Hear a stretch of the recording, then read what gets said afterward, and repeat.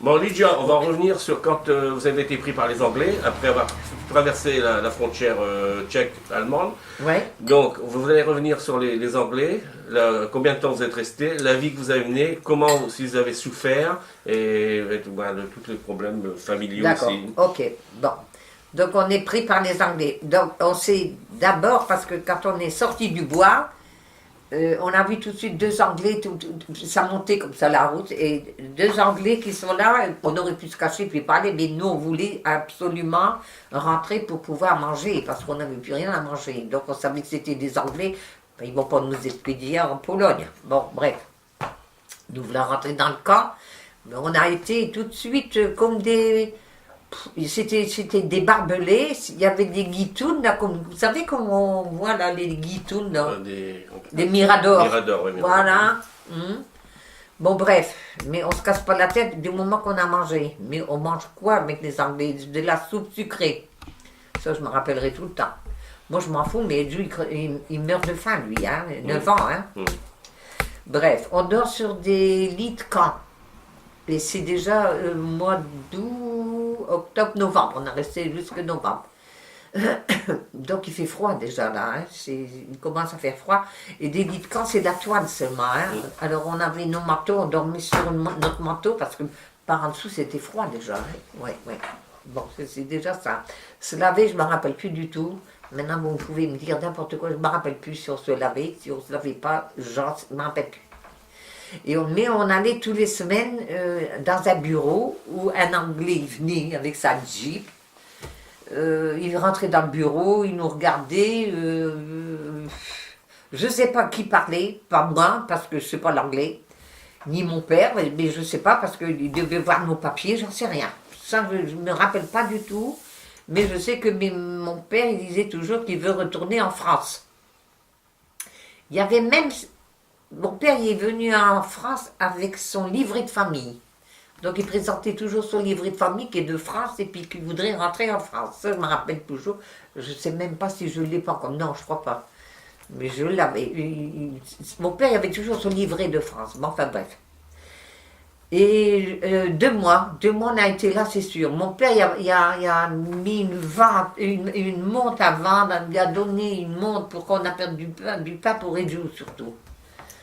Bon, finalement, on s'est sorti de ce train et on a eu des papiers pour aller jusque la zone française. Et là, on est arrivé à Rastatt. Mais avant, bon, à part manger aussi, vous avez d'autres problèmes, même déjà vous avez été séparés, vous avez, je sais pas, avec... Non, on n'était pas séparés là. Là, on était ensemble. Moi, j'étais toujours avec Edjou. Hein. Moi, j'étais toujours avec Edjou et les hommes avec les hommes. Hein. Non. Et moi, j'étais avec Edjou. Non. Après, on est parti à la zone française. Ça, c'était là qu'on a été séparés.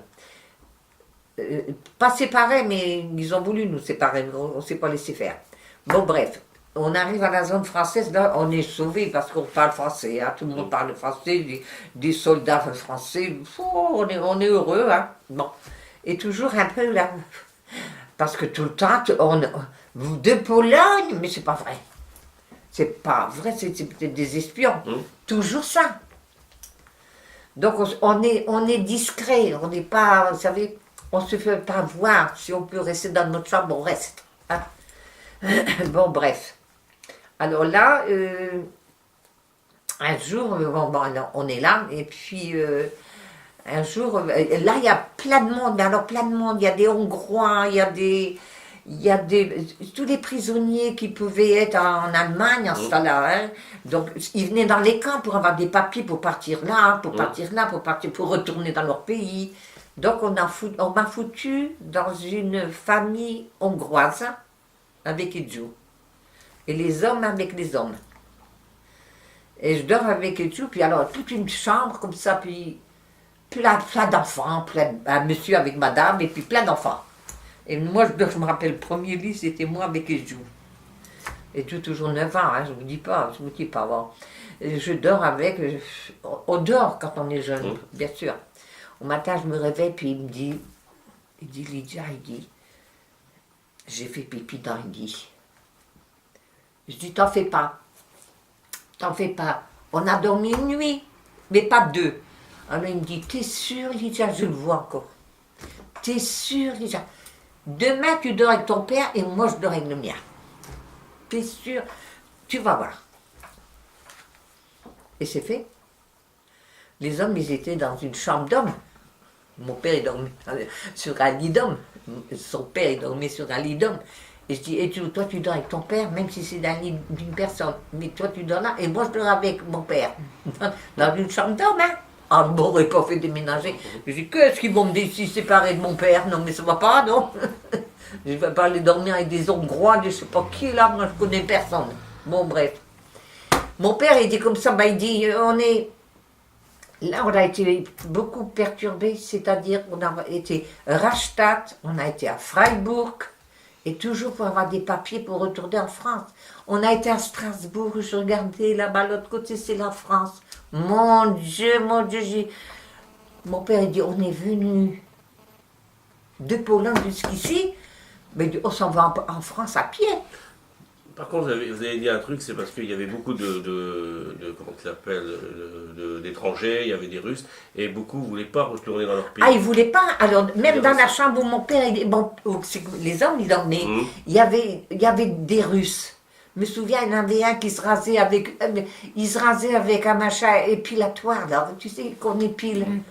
Purée, je vois sa tête, mais je vois sa tête. Au lieu de se raser comme un homme, et lui épilé comme ça, j'ai mis un vrai russe. Oh purée, j'ai dit, c'est pas vrai, comment ils font ça les hommes, hein? Oui, alors là, il y avait beaucoup que on les cherchait, on voulait qu'ils retournent, vous savez, qu'on retourne en Russie. Mais ils ne voulaient pas, ils se cachaient. Hein. Moi, j'avais un copain qui m'a même prêté, je sais pas, il m'a dégoté un vélo, je me rappelle, j'ai des photos même. Je roulais avec lui, je suis partie voir des amis, je ne connais même pas. Mais comme on était longtemps dans le camp, je suis partie avec ce monsieur, c'était un russe. Et je suis partie chez des gens, mais j'avais un vélo. Qui m'a donné le vélo, c'est lui peut-être, j'en sais rien. Lui, c'est pareil, il ne voulait pas retourner en Russie. Hein. Bref, donc ça c'était pendant que je dormais avec mon père. Hein. Puis mon père il dit, on retourne, on s'en va. Qu'est-ce que tu penses Léon, on y va? On y va. On y va. On va partir en France. Alors, c'était pas. Nous sommes dans la. Attendez, je vais vous dire là où il y a des. Comment on appelle ça? La forêt noire, là, c'est comment? La forêt noire? La forêt noire, oui. La forêt noire où il y a des mines, c'est marqué attention mine, attention si. Tout après la guerre, j'ai à mon père, je dis. Tatouche, t'as vu que je tutoyais pas mon père, hein, je voyais mon père. Tatouche, je lui dis, il y a que tout est pichaine, minaire. Oh non, ça c'est fini, parce qu'il ne voulait pas nous faire peur. Hein. Bon, on aurait pu sauter sur des mines. Hein. Oh oui, c'est sûr. Bon, bref, nous voilà arrivés, toute la journée en marche, nous voilà arrivés dans un bois, je me souviendrai tout le temps. Et puis maintenant, il y a un fossé. Il n'est pas large, mais il est profond. Ça, je me souviendrai tout le temps. Ils sont partis dégoter, Léon avec mon père, un arbre pour jeter comme ça là-bas. Donc avec et tout, puis tout ça, vous savez, on passe comme ça. Je me souviens que mon pied a touché l'eau et j'avais certainement, comment on dit blasé, une soufflette. Purée, j'ai cru que c'était un poisson qui m'a mordu. J'ai gueulé.